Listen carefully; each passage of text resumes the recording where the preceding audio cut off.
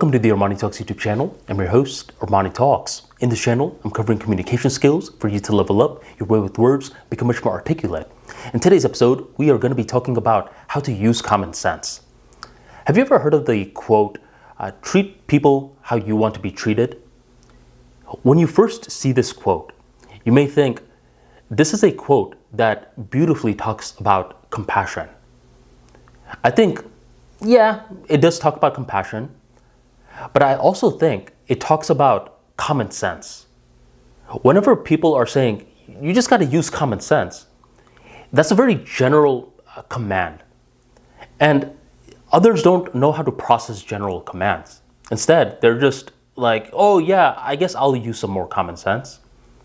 But they don't quite know what that means. Instead of saying, you just need to use some common sense, you need to say, treat people how you want to be treated. That is the bulletproof way in order to use more common sense. Do you know someone like that, where they just lack any form of common sense, where a lot of the times you're thinking, you're a smart guy, you're sharp, you make a lot of money, but a lot of the times you'll do something where it just does not make sense. I mean, just think about that. And I'll give you an example. This is actually a pretty funny story. This happened once Snapchat was becoming a thing. There was this guy within our friend circle where he wasn't really one of our friends. He hung out with one of our friends. And for some reason, I always got very eerie vibes from this guy. Well, one day what happened was we invite this friend circle into an event, and we invite some girls to the event. And I could clearly tell that one girl was feeling very uncomfortable by seeing this guy who, just for the sake of the story, let me call him Paul. Paul is the guy that I don't really vibe with like that. I got creepy feelings from. And there's this girl named Christina that sees Paul and is like, man, I think I saw a ghost. So I noticed just weirdness is in the air, and that's about it. And later on, after the event was over, I was talking to a few of my buddies, and I asked, hey, did you guys notice that as soon as Christina saw Paul, she started to act very weird? And one of the guys starts laughing. I asked him, what's up? You didn't hear? No? What happened? So Paul accidentally sent a picture of his you-know-what to Christina. Christina saw it. She was shocked, and she just hasn't been able to see him the same.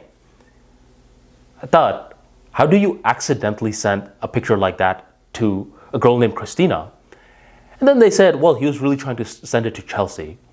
I thought, oh, okay, they're both names that begin with a C. Yeah, I could see something like that happening. That is fair. More time went on by, and we're hosting another get-together. And one day, we're all downstairs, and Paul goes upstairs for a little bit, and a bunch of the different girls within this event are talking. Like, you won't believe it. Paul, I actually know what size his you-know-what is. He sent me a picture of his you-know-what. And then another girl was like, wait, he accidentally sent you a picture of his you-know-what? She was like, yeah, did he accidentally send you the same picture? And now information is being transmitted from one party to the next. And we start to see that Paul is not doing this by accident. He is doing this intentionally. And in his bizarre mind, he thinks that this is a form of flirtation. I was just thinking, what a weird guy. Mind you, this is when Snapchat was first becoming popular. And I heard the initial reason that Snapchat was being created was to do the whole sexting thing. So I guess that's what he thought he should be doing with it. And I thought, wait a minute, people really do that? That is so freaking weird. Unless someone told me this, I would never have thought that this guy was doing something like this behind the scenes. And later on, I'm pretty sure some of the guys had conversations with Paul, especially the close friends of Paul, where they're like, come on, bro, you got to use some common sense.